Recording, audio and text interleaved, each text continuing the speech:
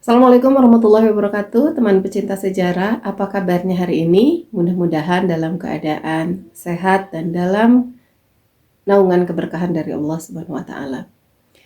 Teman pecinta sejarah, bertemu lagi dengan saya Anissa Misani di program Baca Sejarah dan masih di serial kronologi sejarah. Hari ini kita masuk ke tahun 623 Masehi.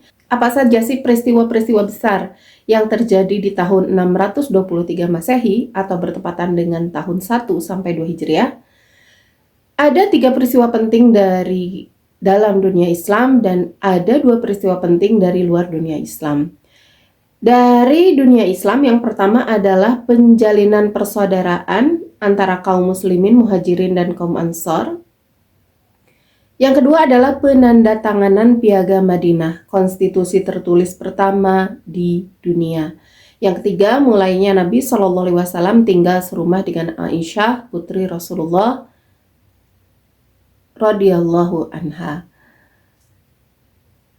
Dua peristiwa lainnya datang dari luar dunia Islam. Yang pertama adalah penobatan Samo sebagai pemimpin negara bangsa Slav pertama yang dikenal di Eropa Tengah. Dan yang kedua, serbuan Heraklius terhadap Armenia, yang pada saat itu Armenia dikuasai oleh Persia Sasan.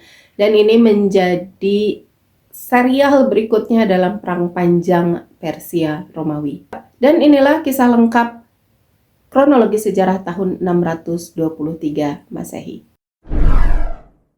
Saya akan ke judul berikutnya saja, yaitu musuh Islam dan kaum muslimin bertambah besar.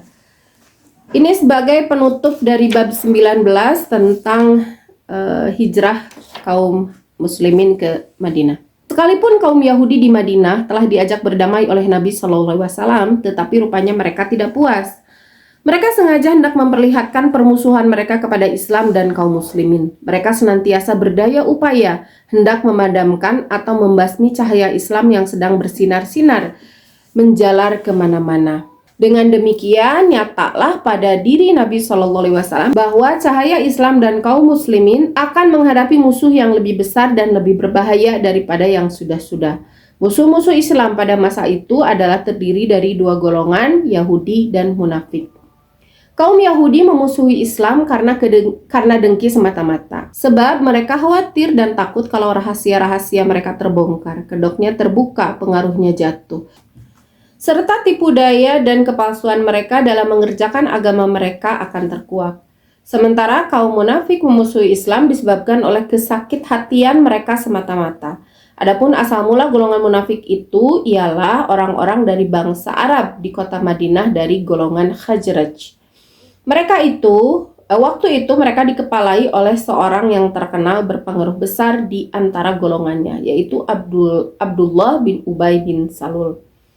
Sebelum Nabi SAW berhijrah, Abdullah itu adalah seorang yang berpengaruh besar dalam kalangan segenap penduduk kota Madinah, sehingga seakan-akan hampir saja ia diangkat menjadi raja buat penduduk Madinah. Akan tetapi, setelah Nabi SAW datang ke Madinah, sekonyong-konyong pengaruhnya merosot dan kedudukannya jatuh. Oleh sebab itu, timbullah dalam diri Abdullah rasa sakit terhadap pimpinan Nabi SAW dan Islam. Akan tetapi, hendak melawan dengan terang-terangan dan berhadapan muka kepada Islam dan Nabi SAW, dia tidak berani.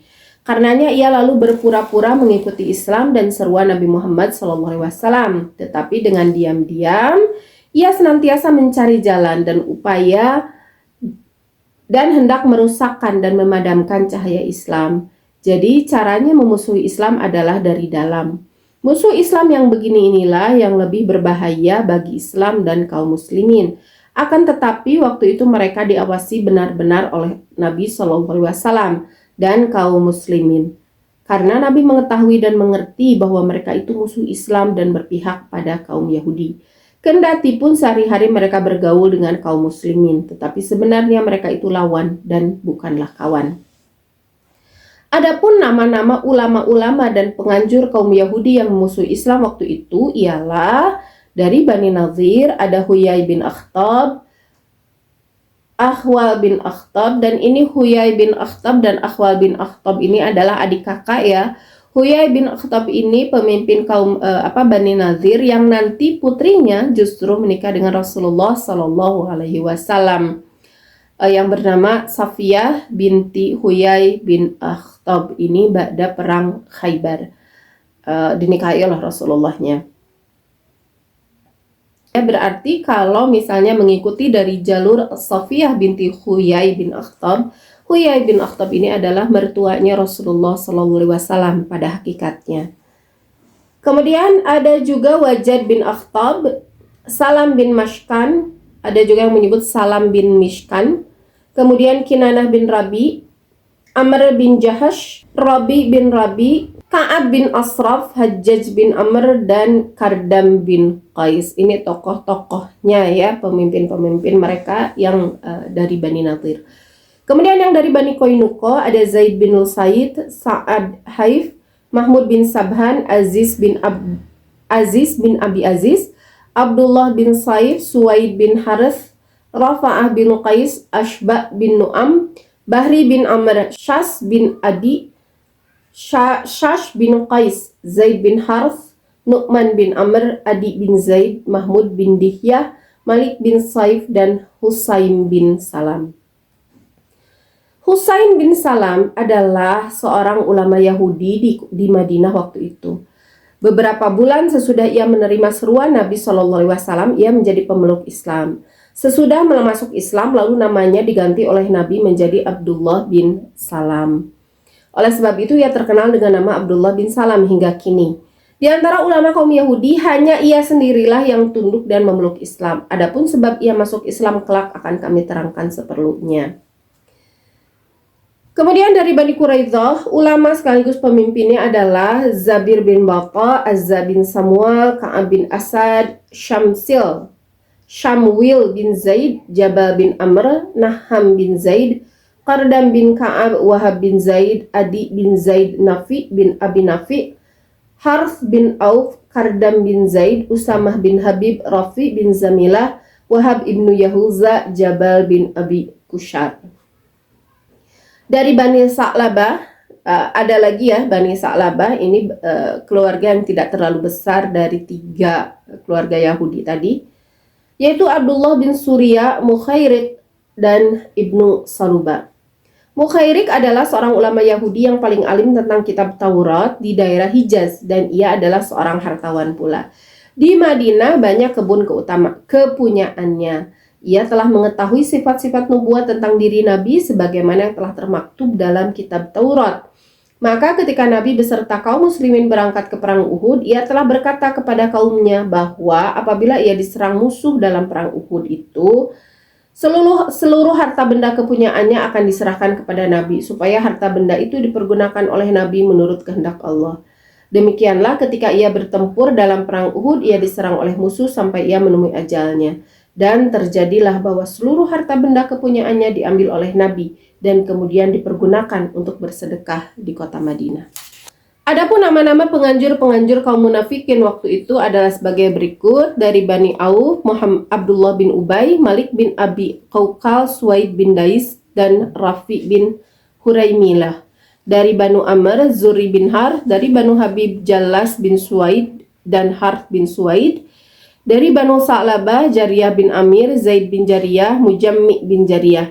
Dari Banu Da'biyah, Bajjad bin Uthman, Nabtal bin Harith, Abu Habibah bin A'zar, Sa'labah bin Hatib, Mu'attah bin Qushair, Harth bin Hatin, Ubad bin Hanif, Amr bin Khazam, dan Abdullah bin Nabtal. Dari Banu Umayyah ada Wadi'ah bin Sabit.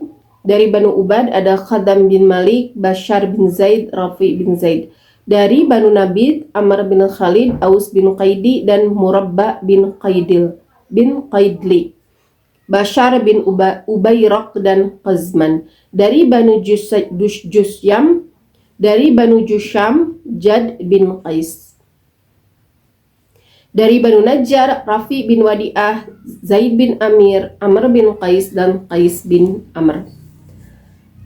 Inilah di antara nama-nama musuh Islam dari kaum Yahudi dan kaum munafik pada masa itu. Para pembaca yang hendak mengetahui lebih lanjut tentang nama-nama musuh Islam dari kedua golongan tersebut, kami persilahkan membuka kitab Sirah Ibnu Hisham jilid pertama. Wallahu alam.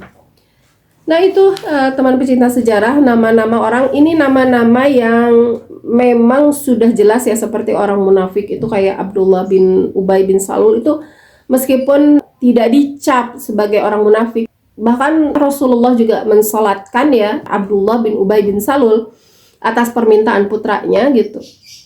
Tetapi kaum muslimin semuanya tahu bahwa Abdullah bin Ubay and the gang itu adalah golongan munafik, apalagi Yahudi. Kalau Yahudi ya jelas-jelas mereka permusuhannya juga jelas ya. Terutama sebetulnya yang paling terkenal di antara para ulama Yahudi itu adalah Huyai bin Akhtab. Huyai bin Akhtab ini dia bukan hanya berperan ketika mereka mereka memusuhi Rasulullah SAW di Makkah, tetapi peran dia juga ada di perang Khandaq. Gitu. Jadi permusuhannya kepada Rasulullah SAW itu benar-benar dalam gitu. Padahal Huyai bin Akhtab dan teman-temannya ini termasuk ulama di kalangan orang Yahudinya. Jadi seharusnya faham yang benar dan yang salah. Sebagaimana Abdullah bin Salam, seorang ulama dari kaum Yahudi yang masuk Islam karena dia paham dan dia memang hatinya murni mencari kebenaran. Tentang kisah Abdullah bin Salam sendiri akan saya kisahkan singkat ya, karena di kronologi sejarah sepertinya tidak disebutkan kapan masuk Islamnya Abdullah bin Salam. Masuk Islamnya Abdullah bin Salam ini ya tentu tidak lama setelah kedatangan Rasulullah SAW. Beliau mengkaji kebenaran sehingga masuk Islamlah Abdullah bin Salam ini. Dan Abdullah bin Salam ini memberitahukan kepada Rasulullah SAW tentang perangai orang Yahudi. Jadi beliau meminta kepada Rasulullah SAW, ya Rasulullah, aku ini di kalangan orang Yahudi adalah orang yang terhormat, seorang ulama gitu ya, yang dipercaya oleh mereka. Tapi coba engkau tanya kepada mereka tentang aku gitu, tentang aku di mata mereka. Tapi setelah mereka tahu aku masuk Islam, pasti pandangan mereka langsung berubah gitu. Akhirnya Rasulullah mengikuti apa yang dikatakan oleh Abdullah bin Salam itu. Dia memanggil orang-orang Yahudi lalu bertanya tentang Abdullah bin Salam. Bagaimana pendapat kalian tentang Husain bin Salam? Karena nama aslinya kan Husain bin Salam. Wah, mereka memuji-muji tentang Husain bin Salam. Husain bin Salam ini adalah orang yang terhormat di kalangan kami. Dia orang yang jujur, dia orang yang sopan, ilmunya sangat banyak, kami percaya sama dia dan sebagainya. Dipuji-puji terus gitu ya, dipuji-puji tentang Husain bin Salam. Lalu di dalam persembunyian Abdullah bin Salam udah ketawa aja gitu, mendengar teman-temannya muji-muji dia gitu. Lalu dia keluar dari persembunyian lalu mengatakan kepada teman-temannya, saya sudah masuk Islam, asyhadu alla ilaha illallah wa asyhadu anna muhammadar rasulullah. Wah, mereka langsung berubah tuh, wahai Muhammad gitu ya. Orang ini Husain bin Salam adalah orang yang menyebalkan, dia bodoh, dia dari kalangan rendah dan sebagainya. Pokoknya menjelek-jelekan kebalikan dari yang tadi gitu ya, yang tadi dia puji-puji, yang tadi mereka puji-puji. Lalu Abdullah bin Salam malah menahan tawanya lalu berbicara kepada Rasulullah. Nah kan betul kan Rasulullah apa yang saya katakan gitu. Jadi itu kisah unik tentang Abdullah bin Salam ya, bagaimana kesucian hatinya memang beragama itu memang untuk mencari kebenaran, dan dia mempercayai kitab Taurat. Isinya termasuk mempercayai tentang kehadiran Nabi Muhammad SAW dan kebenaran ajaran yang dibawa oleh Nabi Muhammad SAW. Jadi Abdullah bin Salam ini termasuk orang yang dia sempat beriman kepada dua nabi ya, yaitu Nabi Musa dan Nabi Muhammad SAW. Sementara Yahudi mereka hanya beriman kepada Nabi Musa saja. Sebetulnya kalau seseorang itu beriman, kalau orang Yahudi itu benar-benar beriman kepada Nabi Musa alaihi salam secara murni, dan lahir betul-betul karena keimanan, mereka akan otomatis sebetulnya beriman kepada Rasulullah SAW. Tidak akan ada rasa dengki gitu ya. Karena permusuhan orang Yahudi kepada Rasulullah SAW dan kaum muslimin sebetulnya dasarnya cuma satu, itu karena mereka kesal. Mereka bingung juga sih, mereka kesal sama siapa gitu ya. Mereka kesal karena Nabi Muhammad SAW itu tidak keluar dari golongan mereka. Mereka kan awalnya pindah ke Madinah itu karena berharap bahwa nabi nabi terakhir yang akan diturunkan Allah itu keluar dari darah Yahudi gitu, sebagaimana nabi-nabi sebelumnya yang banyak dari golongan Yahudi. Sementara di dalam Taurat nabi itu akan turun di daerah Madinah gitu, meskipun tidak disebutkan Madinah tapi ada ciri-cirinya kota yang penuh dengan kebun kurma, kemudian kota di antara dua bukit ya, dan sebagainya gitu. Dan mereka mencari dan mereka memang mendapatkan Madinah, dan mereka benar dalam hal ini bahwa Nabi SAW akan keluar di Madinah. Mereka benar. Ternyata yang mereka harapkan itu tidak terjadi. Rasulullah SAW, Nabi terakhir yang diturunkan Allah Subhanahu Wa Taala itu bukan dari jalur Nabi Ishak, bukan dari jalur Nabi Yakub dari Israel. Nabi Yakub kan asal kata nama lainnya Israel ya. Bukan dari jalur itu, tetapi jalur dari Nabi Ibrahim juga, tapi bukan Nabi Ishak. Bukan Ishak, anaknya Ishak kan Yakub ya, terus ke bawah gitu, tetapi dari jalur Ismail alaihi salam. Ismail kosong gitu, langsung ke Rasulullah SAW. Padahal mereka mengharapnya dari jalur ini juga, karena nabi-nabi sebelumnya itu turun dari kalangan Bani Israel gitu ya. Bani Israel itu maksudnya keluarga Israel, keluarga Yakub itu kan dari Ishak, kemudian putranya Ishak. Nabi-nabi itu banyak gitu ya, Ilyasa sampai Nabi Isa itu dari golongan Bani Israel. Nabi Musa juga ya dari Bani Israel. Hanya Nabi Rasulullah SAW tiba-tiba dari Bani Hashim, dari jalurnya Nabi Ismail, itu membuat mereka luka hati, sehingga mereka tidak mau menerima kebenaran dari ajaran yang dibawa oleh Rasulullah SAW. Jadi apa ini namanya ya, mirip-mirip dengan Abu Jahal gitu. Jadi tidak mau tersaingi ya, karena kebodohan.